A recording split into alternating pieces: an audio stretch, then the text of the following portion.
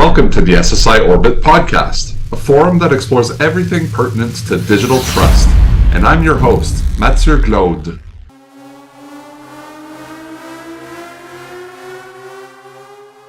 Thanks for coming back, Pallavi, on the SSI Orbit Podcast.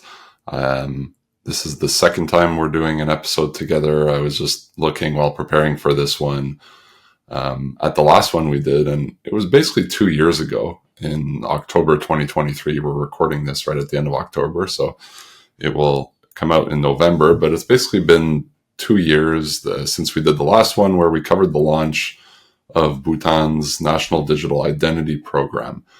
And in that episode, we discussed, the philosophical approaches, like how decentralized identity architecture was being followed, why privacy was important, how self-sovereign identity principles were being followed. And we had started talking about some key drivers for the program and some key use cases looking forward from 2023 onwards towards adoption. So now that we're 2 years later, if we look at kind of what's happened in the past 2 years, there has been quite impressive adoption of the National Digital Identity Program. I think some of the numbers I saw were about 420,000 users out of 770,000 eligible population. So Bhutan is not a big country, but the adoption numbers are quite impressive, about 80% of eligible population within 2 years, which is kind of crazy. So I guess my first question is, how have the past 2 years been? I'm sure it's been crazy on your end, but I would be quite interested to hear about the journey in the past 2 years to hit such critical mass of adoption so quickly. Right. Thank you so much, firstly, for having me. It's always so nice talking. But yeah, that's right. We've come a really long way. We have, it's been 2 years and we've hit major milestones. We began by just issuing foundational ID from the Department of Civil Registration and Census, but now we've also moved on to expanding these use cases. We have completed integration with all of the major banks, with insurance companies, with telecommunication sector. We also have completed integration with over 50, or I think that number must have increased by now, maybe around 70 public service providers. And not only on the use cases side, but we've also focused on enhancing the platform itself through new features, value-added features, which is going to make the digital experience much more seamless and unified for citizens. And apart from that, we've also moved from being a government-funded project to spinning off as a startup that's held by Druk Holding and Investments, so a subsidiary under DHI. So that has also led us to redirect some of our strategic decisions around commercialization, creating business cases and generating revenue to ensure that the business is sustainable, if not making large profits, because at the end, this is a social project and NDI does act as a digital infrastructure for the nation. So, but we also, because of this move to becoming a startup, we have had to change some of our strategic decisions as well. So it's been very interesting. We've moved really fast. But I think we've, like you said, we've hit over 80% of the population in terms of onboarding. So that has been amazing. I think mainly around getting users to adopt. I think the decision to not just provide verifiable credentials to the users, but also enabling them to access services, ensuring there is inclusion in how business service providers also provide their services to citizens. I think those are some of the things that have really shaped adoption for NDI. Has there been any pushback from the population at all on this? I know, coming from Canada and following stuff that's happening in Europe or throughout the world, I think Bhutan is a country that's structured perhaps differently governance-wise than some other countries. But I'd be curious of just better understanding the landscape of Bhutan from a political standpoint, from legislation that's perhaps needed to make this happen, and then how this gets pushed down, because the type of adoption that was achieved sort of reminds me of, a country like Singapore, for example, where there seems to be very tight integration between public sector and private sector. It might be useful to just dive a little bit deeper, and so folks could understand maybe what is different or what is similar in Bhutan versus where our listeners may be located at. Right. Like Singapore, we also have a very integrated public-private sector, and that has definitely helped with adoption. But in terms of pushback, surprisingly, no, we have not really seen pushback, and I think that's mainly because we have the endorsement from not just His Majesty himself. This is coming directly from his vision, but also other regulators like the Royal Monetary Authority for the banking and financial sector, the Bhutan Media Infocom Authority for the telecommunication sector. So there is a lot of regulation support in terms of the usability of NDI and the legal aspects around, for the verifiable credentials or the digital signatures to get recognized in a court of law. And that has definitely helped. The public-private sector interaction and integration has also helped. And I think one of the major reasons that has really led to adoption and also very little amount of pushback is because a lot of the access to public services is mandated through the NDI platform. So now you probably cannot apply for your marriage certificate or get a police clearance without actually using the Bhutan NDI wallet. So because and these are services that are not used on a daily basis, but some of the government services, or at least most of the government services, do get used at least once a year. And that has really helped citizens on board, not just citizens who are in the country, but also outside who might have to access government services, be it in terms of paying tax or applying for some sort of audit clearance or tax clearance. Were there already similar infrastructures in Bhutan where citizens or visitors already needed to use government or whatever mandated services? Like, how much of a jump is this new digital identity wallet NDI program from what was there previously? And maybe there's a difference also with the types of population in Bhutan. I know there's a large rural population as well. So just how much of a technical jump has it been from just a way of doing things for the population? Has it been a light jump and there's a new way of doing it that was already done online, or is it really like skipping a lot of in-person paper-based processes and jumping straight to a digital first approach? Right. So in terms of providing services digitally, there was always a system. But that is because Bhutan has a unique citizenship identifier, and that was used to log in and access services. But now with NDI, it is more seamless and more unified across all service providers, be it government or private. So that is one difference. And for a large part of the population, particularly those residing in rural areas, they were accessing services by manually visiting offices, and that required, especially those living in the highlands or in extremely remote parts of the country, to travel really far distances and sometimes even on foot.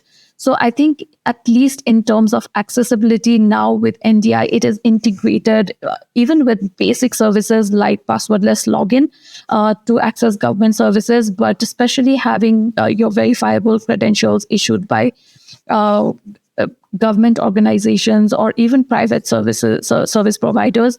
I think it has become much easier. It's become much cost effective and time saving, and also all of the status and tracking of your applications for services is in one place through NDI. And I think that is really the jump.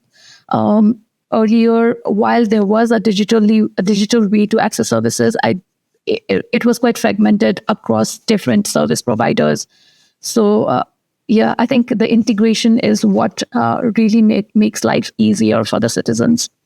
And what's the lift? So that there's been, obviously, you talk about integration with public services, but also in the private sector. You talk, and again, I don't know the involvement of the government across these sectors, but when you start talking about financial services or telecommunications or other, I guess, major sectors, it's always quite difficult to push innovation with large private sector organizations who have their existing priorities, and by nature they're typically just not agile organizations and can move very quickly. So it seems like the type of traction that was achieved in 2 years is quite significant and quite impressive. So I'm curious of the role that the Bhutan National Digital Identity Organization plays in terms of deploying these systems. Like, what are the different components? It would be interesting to understand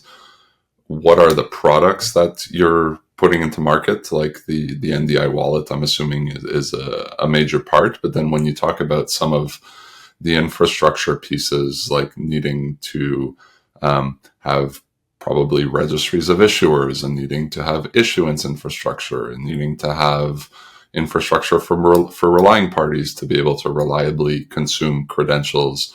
What does the NDI program provide versus what are the private sector entities doing in this case? And how does all of this become operational so quickly? I would be very curious. Right. So when we started, I wouldn't really necessarily call it sales, but just pitching to these private sector organizations and corporations to integrate with NDI. We had a very simple use case, which was passwordless login, just to streamline accessibility to the services they were providing. And then we expanded that into issuance of verifiable credentials, be it mobile number as a VC or your banking credentials as a VC, employee credentials, which now is available for both civil servants and corporate organizations. So it was basically around issuance of these kind of verifiable credentials and passwordless login. But then what we did, the strategy we adopted was working very closely with these corporations, understanding their business problem, how to unify and ensure that there is end-to-end digital workflow, and also working very closely with regulators in each of these sectors so that we have their endorsement, we have their support, because without a legal backing, even if we were, let's say, promising a remote onboarding of customers without the endorsement of the regulators, that would not really be possible. So we worked very closely with, for example, the Royal Monetary Authority for Financial Institutions. And then we worked very closely with the banks when we were just implementing passwordless login to understand their business workflows and what that entails. So, and maybe we'll come to it later, but when we talk about verifiable credentials and remote onboarding of customers, initially the verifiable credentials that were issued by the government, which is your foundational ID, your name, age, your permanent address, and all of that, it was good enough for the banks. But in terms of regulation around EKYC mandates, NDI didn't meet those mandates.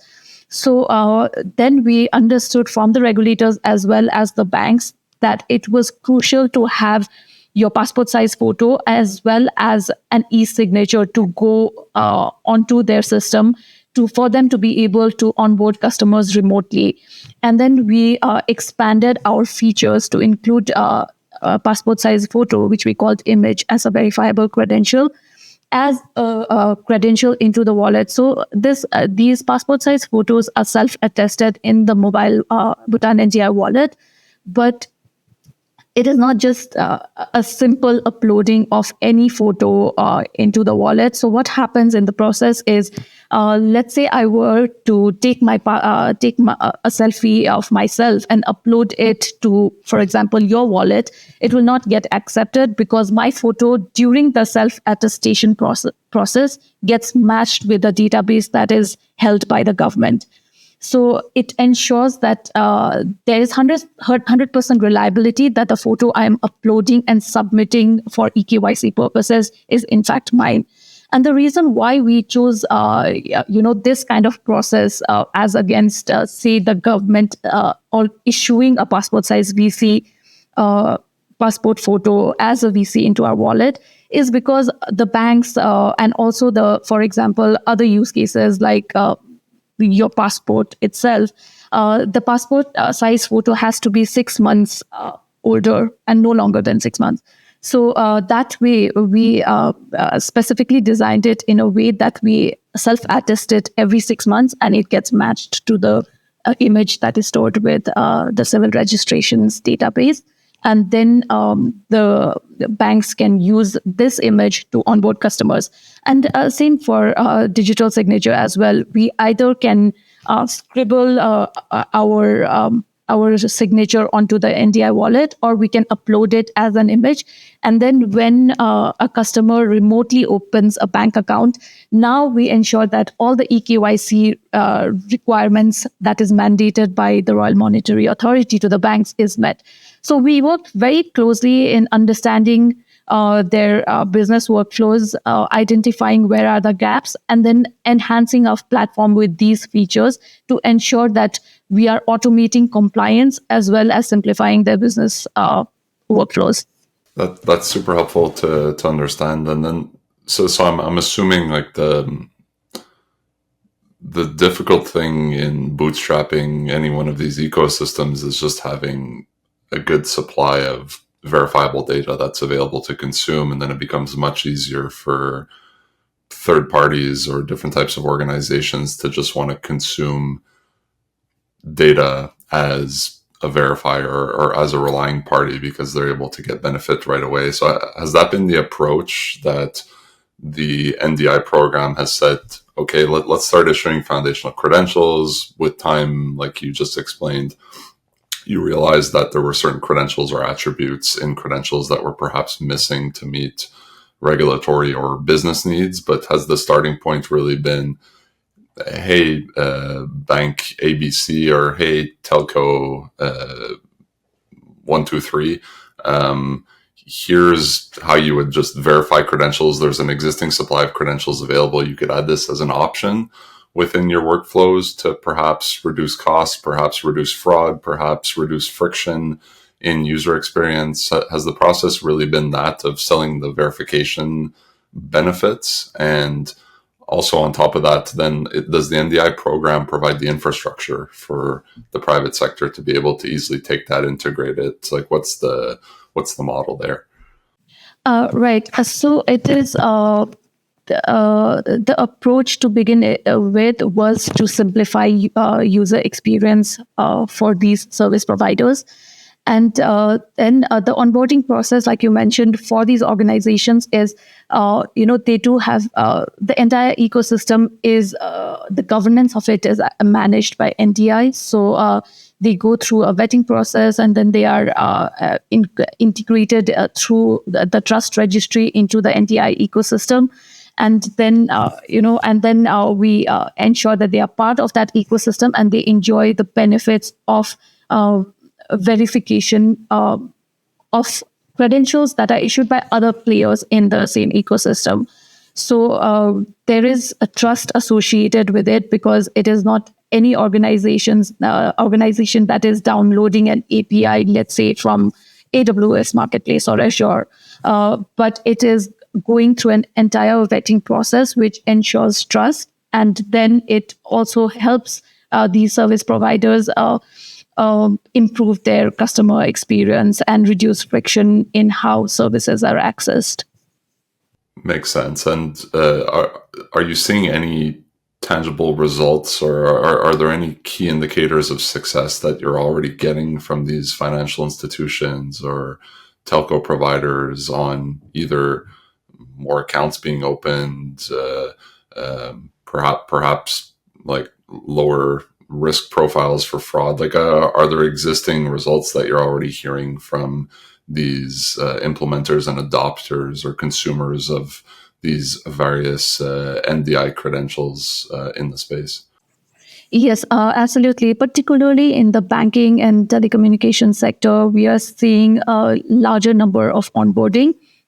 I'll give you an example of this bank, which is called the Bhutan Development Bank. It's a state-owned corporation organization, and they target mainly rural employees and provide financial services and other services around loans and support to customers. And when we and a BDB, it's called BDBL. So BDBL was the first bank that integrated with NDI and used the EKYC services that NDI platform provided them with. And in 3 months, the bank witnessed onboarding of 3,000 new rural customers. So this is a completely online onboarding of customers. That is a huge number, particularly because it's rural population, which means that is also validation for NDI that we are seeing rural users use the platform. And this is making an impact in terms of financial inclusion, accessibility to loans and other financial services.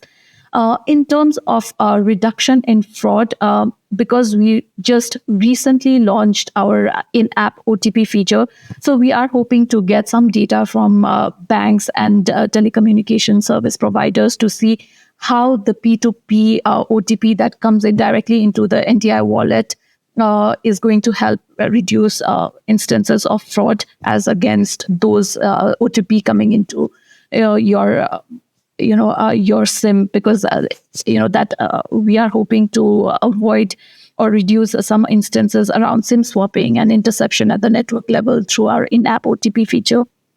Is the vision for this app to become a super app? Like certain countries in the world have applications that manage identity. They have payments. They have a lot of peer-to-peer functionalities in it.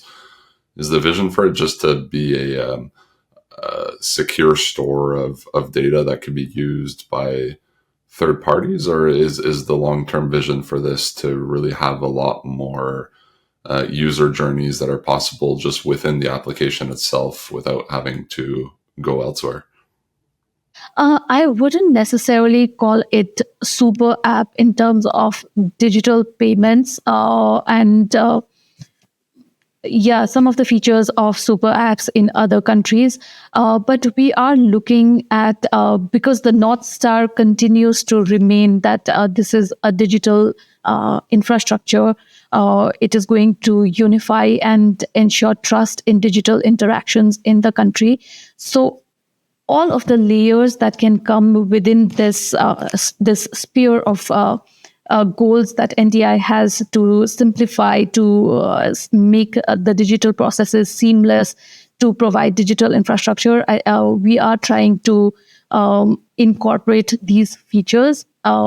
So just taking payments for an example, we are not moving into digital payments through NDI, but we are looking to ensure that NDI supports crypto payments or NFTs, so including tokens in the form of NFTs or cryptocurrencies or CBDCs within the NDI app in the long term. So that is something that we are looking at. And also just expanding our use cases to land tokenization, holding your land assets, your digital assets as verifiable credentials in the Bhutan NDI wallet. It seems like to date the vast issuance of credentials have come from government authorities, and third parties have really been using the credentials in the wallet as consumers, as verifiers. Are you seeing interest from some of these consumers to start issuing credentials of their own into the NDI wallet? And is that part of the broader growth strategy for your program, is to have, whether it's financial service providers or telcos, or whatever other private sector entities, whether it's employee credentials or accreditations or whatever, is the plan to expand adoption of NDI to be more than just, let's say, government issued credentials towards, private sector, or just, context specific credentials that may want to be issued? Yeah, absolutely. So we are, in fact, already doing that. Initially, of course, it was just government entities issuing verifiable credentials, be it around your foundational ID, your permanent address, or even your mobile driver's license. But now we also have like banking credentials coming from the banks. We are also looking to include your there is a credit bureau in the country that gives you clearances around, your loan history and all of that. So getting that as a verifiable credentials. We already have mobile number as credentials in the wallet. We are also now looking, though health would fall under government itself, but we are also looking to issue health credentials so that individuals or users can access their health history, health credentials through the NDI app. So that is part of a larger and long-term goal. But we are also already seeing interest from private organizations, very small private organizations with just maybe 50 to 100 employees, or even less, even 20 employees, wanting to issue employee credentials for their employees, so that it's easier for, it's part of an employee experience, so that they can access, loans using these credentials. They can pay their utility bills. They can maybe book a flight for a business trip, things like that. So we are seeing interest from very, very small organizations, at least in terms of issuance of employee credentials, even academic credentials, training credentials for their employees as well. Do you see a future for NDI where there may be credential issuers that just start issuing credentials based on their own authority, on their own governance, without going through the central governing body that NDI is managing in the trust registry? Like, do you see it becoming more open, or is it going to remain kind of a centrally managed registry of issuers and types of credentials? To be honest, within Bhutan, we are looking it to be centrally managed through NDI, and then NDI, of course, we are regulated by the NDI governing body. But in terms of expanding our services globally, we worked very closely with PNG also to issue service pass for their citizens. And we are also exploring a partnership with countries outside of Bhutan. So for these countries, we are exploring just providing these providing NDI services as API or as transactables in the marketplace. But for Bhutan, it is, I think, as of now, the strategy is still a very centralized module of issuance of credentials. Are you seeing any pushback, or even if you're talking to different entities to issue credentials? I think in North America, as we have more and more conversations with parties and get them becoming issuers of verifiable credentials, a lot of the times issuers of credentials today, before even doing verifiable credentials, their whole business model is predicated on being the authority for data and then getting paid basically to provide credit reports or access to data. Like that's the whole business model. With verifiable credentials, once you issue data into a wallet, third parties can consume it as they wish. You don't have that same call home every time to get access to data. So it perhaps, significantly impacts the existing business models of high quality data providers today that are relied upon. In terms of broader adoption, like are these some conversations that you're having with parties of like what perhaps their business models change over time with this new infrastructure? Have these been conversations or even pushback that you've been getting from entities that want to participate in the ecosystem? Surprisingly, again, no, we haven't really seen pushbacks, at least in terms of issuance of credentials. I had anticipated from telecommunication service provider that there would be pushback, especially around mobile number as a VC, but we didn't really see that either. I am anticipating pushback, at least in terms of our in-app OTP feature, again from the telecommunication sector, because that forms a part of their core business model. And we also have P2P chat, which allows users to form a P2P channel of communication with service providers. So blast SMSs, broadcast messages can directly now come to P2P wallets from the organizations or service providers to individuals. So that would really be encroaching in the telecommunication service provider. So that's where I'm anticipating pushback in the near future. But as of now, not really. We haven't really seen any.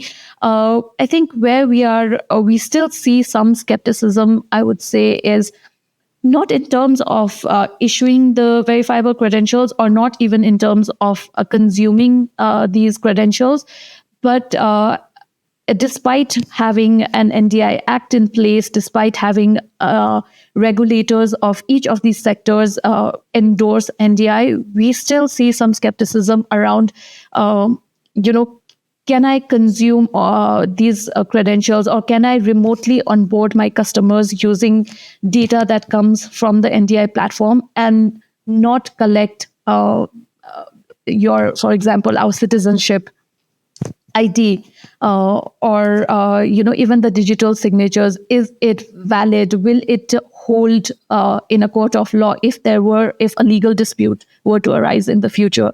So skepticism in terms of legal backing, despite of having one, I think that's where that's been one of our focus, and that's one of the areas that we hope to resolve very soon. But in terms of pushback per se from organizations, not really. We haven't really seen that. With a lot of activity happening around digital identity throughout the world, in North America or in the EU, in Asian countries and Africa, how important is alignment of the NDI program to what's happening throughout the world? Are there learnings that your group has gotten from what's happening throughout the world? And how important is making sure that there is interoperability or some alignment, either from a legislative perspective, from a technical perspective? How do you interact with the rest of the world, and has that been important? Yes, absolutely. Meeting global standards has always been at the forefront of designing any feature, coming up with any use cases, and we are constantly trying to keep up at least with what's going around, so that in terms of standards, we are aligned with the requirements be it in European Union or be it in North America. And we are also looking to test out interoperability, with at least countries that we are in, that we have a good working relationship with. So, for example, the Digital Yatra in India, while we have completed integration with the airlines in Bhutan, it is mainly around accessing services within Bhutan. But now we are also testing out interoperability with DigiYatra by providing boarding pass and a visa as a verifiable credential into the NDI wallet, which we will test out if it can be verified by DigiYatra in India, because there's free movement between citizens of Bhutan and India. So the travel is very seamless. It can, you're not necessarily just by air. There's also cross-border movement happening by road.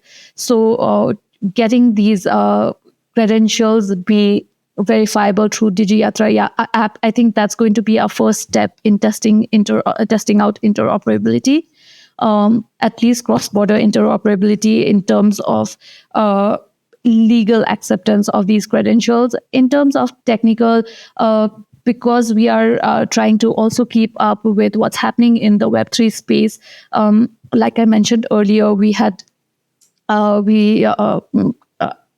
of our VCs were being written into the Polygon blockchain, and we completed now integration with Ethereum. So this also enables interoperability between the two blockchains. So issuance and verification across the two blockchains, Polygon and Ethereum, to ensure there's technical interoperability in the blockchain space as well, to meet some, to test out technical interoperability as well. So we are keeping up. We are constantly testing these new features, testing these new use cases, and then adapting accordingly based on the requirements, because the laws also keep changing. DigiYatra may have certain requirements today, but that might change into something else later. And we're always trying to keep up and participate in the conversations that happen in India as well. It's interesting you bring up Web3. I think, at least from my perspective, having come from the whole crypto space, when I started on this journey and then evolving over time to working with a lot of different governments and doing national identity programs or local government identity programs, there, at least where I've been operating, there's a very clear separation between public sector and the whole Web3 world. So I would be quite interested to hear from the NDI perspective, why is Web3 or crypto important within the broader picture here? Is there big adoption of crypto in Bhutan? You did mention central bank digital currency and stuff like that. Like what's the vision between or with Web3 versus, these large entities that have been around for a long time? They have their ways of doing things. They're probably not really dealing with Web3 so much. So how does Web3 fit into the whole picture long term? Right. I think Bhutan has been very proactive, at least, in terms of leapfrogging into these new emerging tech trends. So like you rightly pointed out, CBDCs, the Royal Monetary Authority, the central bank, has been exploring CBDCs for Bhutan itself. There are also conversations for crypto, a CBDC for a GMC, which is the special administrative region within Bhutan. So these crypto could be, users could hold these cryptocurrencies within the NDI app. So the government is not averse to moving into the Web3 space. If you would have witnessed, or maybe not, the users might not have known as well, even the tourism sector in Bhutan, tourism is one of our largest sources of revenue in the country. And the tourism sector has also now accepts basically Binance Pay. So payment for all your tourism related activities, accessing hotel services, hospitality services, or even just food and all of that. You'll find these Binance Pay scanners in even really tiny small restaurants in the country. So accepting crypto through the Binance Pay app is again one of the move in the Web3 space. I think the government has tried to move along with emerging tech trends, especially in the blockchain and crypto space.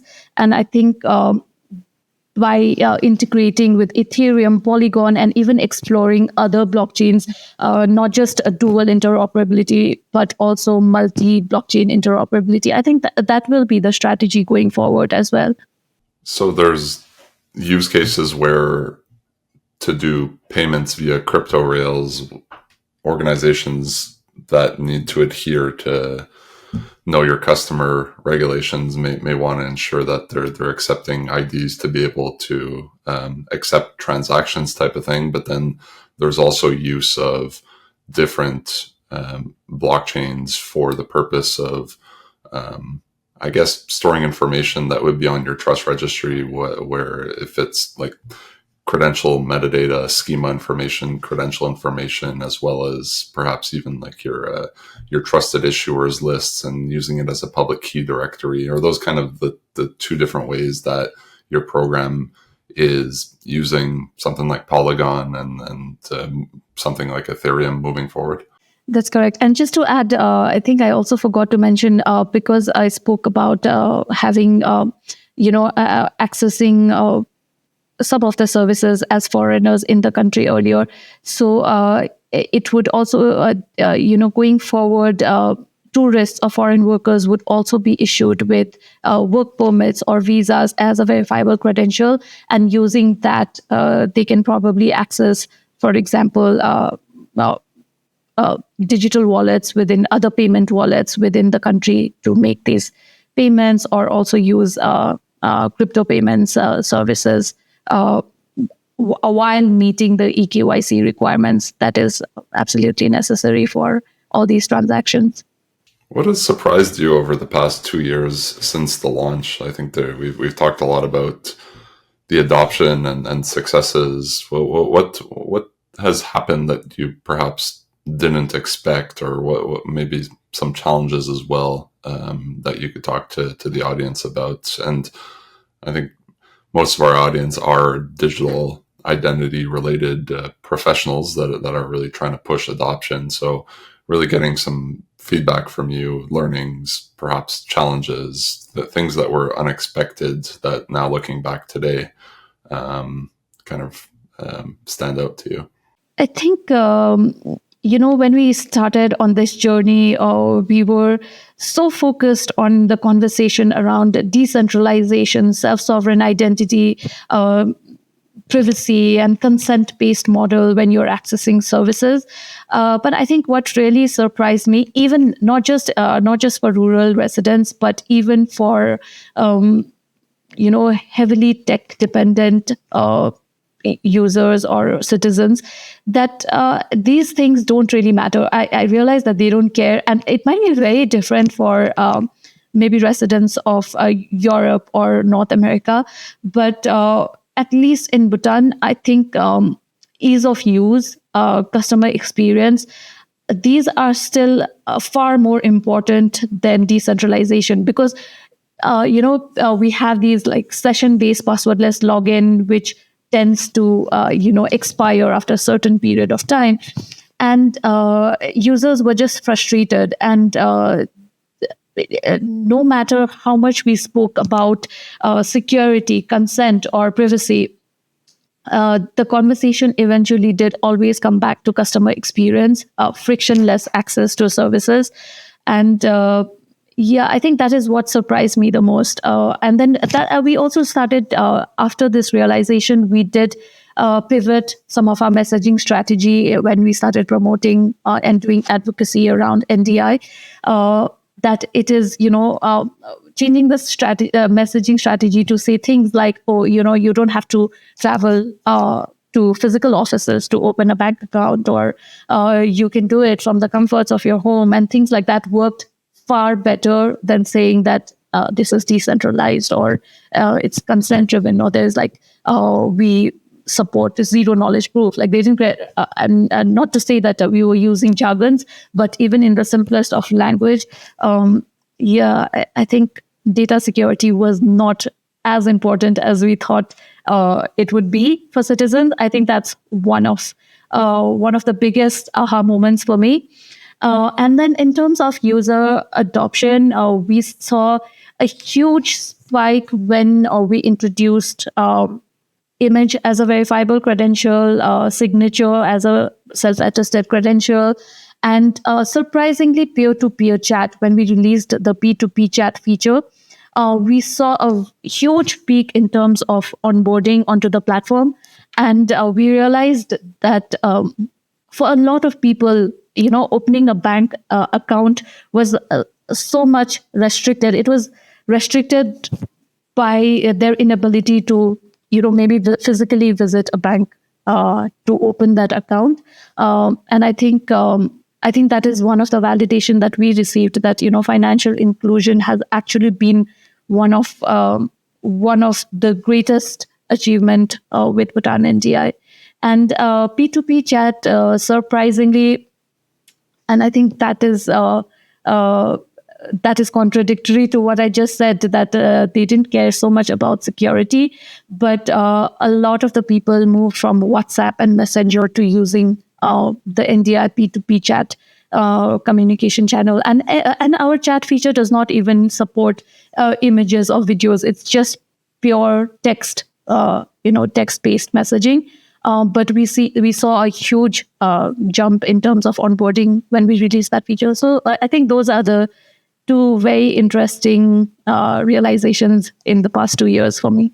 That's super interesting, and I share some of those observations as well. Like I think you see from certain groups of people some pushback to government systems or pushback against systems that they maybe, often could be wrong or right about, that don't have privacy at the core of it. But I think maybe it's truer with younger generations, is that just from firsthand conversations I have, like, a lot of people don't care if their location is being shared with third-party applications. They know their data is all over the place. It's almost like it's not as important to them. So I wonder, like, if you hear a lot of the political pushback throughout the world, like we saw more recently when the United Kingdom made some announcements, there was major uproar or pushback, but it feels like a big majority of the population doesn't really care. And to your point, like, if they just want things to be easier to do, and they don't really care about privacy trade-offs, although you are built on open standards and open protocols that do take this to heart. But from a communication perspective, it's like, as long as it's made clear that it reduces friction, there's benefits, it's easier to use, like, a lot of people just will use it just for that fact. And, like, again, like, look at how the use of these large language model based chat systems have gone over the past few years. Like, people have no problem dumping all sorts of data into there because it's just, there's less friction, they get a benefit right away, and, like, you don't hear anyone really complaining about that. Speaking about artificial intelligence, there's been a lot of adoption of these systems, both with consumers and enterprises within the past couple of years. Has that been taken into consideration with the NDI program? Like, are the use cases focused around AI? Is AI looking to be used within the different services? Has that become an important topic around the work that's being done? Yes, it has. So we are actually now starting to draft our, mid-term goals and some of the strategic decisions around where we want to take NDI, and providing AI agents with, identity as VCs for these AI agents has been one of the topics, and I think that will go into our roadmap, maybe in a 3 to 5 year 5 year roadmap. So we are looking into it, but as of now, like, if in the immediate future, that's not something that we are working on. It's just something that we are exploring, and we have that in mind to take that forward. In terms of just immediate, I think immediately what we are focused on is, I think the conversation around inclusion still drives a lot of the decisions for NDI. And while a lot of people do use AI in Bhutan as well, but I think inclusion of rural residents, I think is still takes priority. So we have been focusing on other features like cloud wallet, which is going to be accessible from IT centers in villages, so that users can just, even if they don't have smartphones, can walk to these IT centers. But they exist in basically all village areas. So they just go, they access it with their biometrics, and then they onboard into the NDI platform. It's not entirely SSI or decentralized because it is a cloud wallet, but that does help, improve accessibility of private and public services for these organizations. We are also working on developing guardian capabilities for children who have not reached the legal age to get a Bhutan NDI wallet.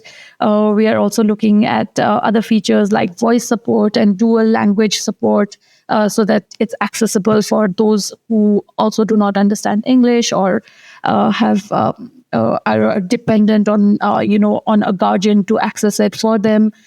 We recently also launched BioCrypto QR codes, which is a printed QR code that goes into our fourth generation citizenship ID, the physical ID cards.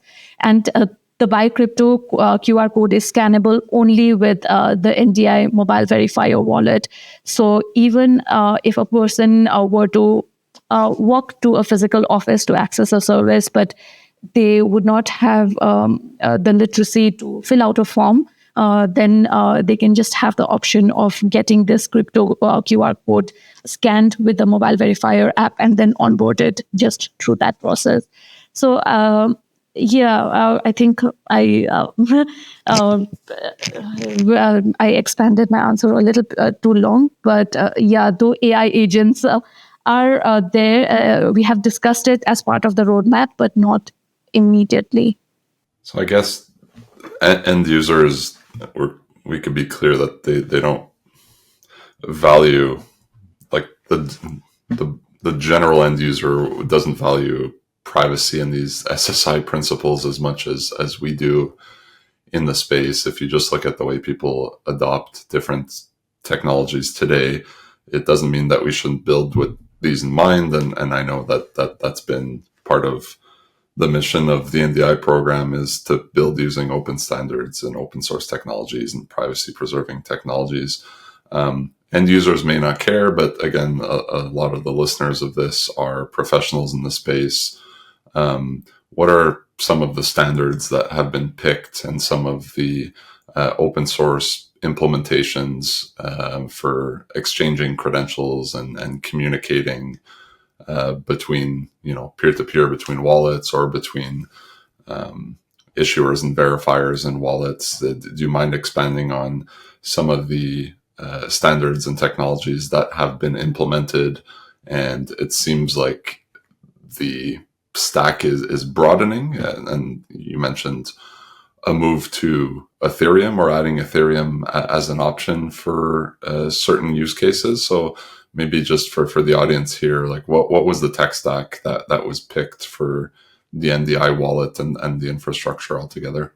I'll touch upon it, though I'm not an expert in this conversation, so I'll cover it as much as I can. But some of the standards that we have implemented or aligned with is W3C verifiable credentials, and then we also are using the NIST approved algorithm for biometrics. For P2P, it's mostly DIDCOM.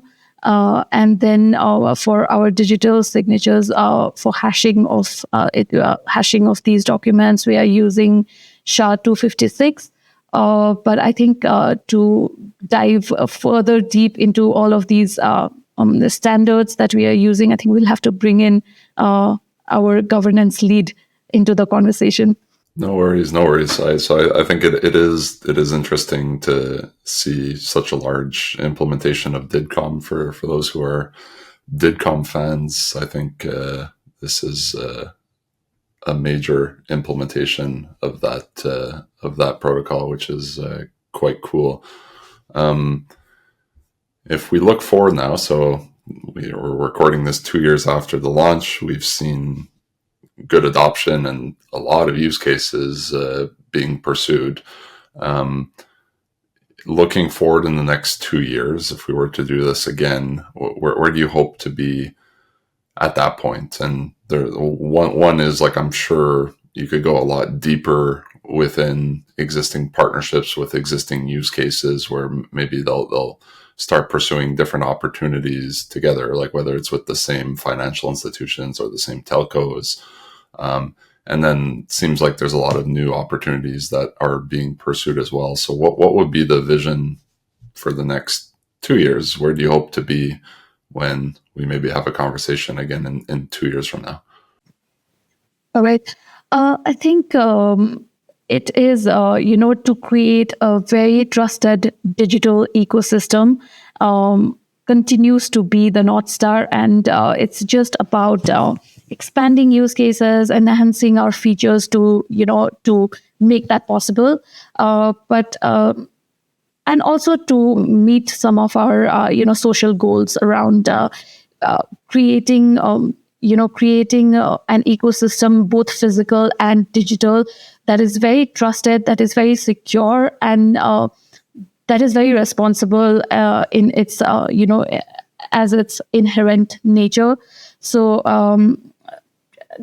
from something very basic, like, for instance, providing age verification for providing age verification for bars and clubs, or even convenience stores, by applying zero knowledge proofs through the mobile verifier app, so that we can put some control around restricted substances or intoxicating substances, just to ensure that the country itself is very secure and responsible in how services are accessed, even in the physical world.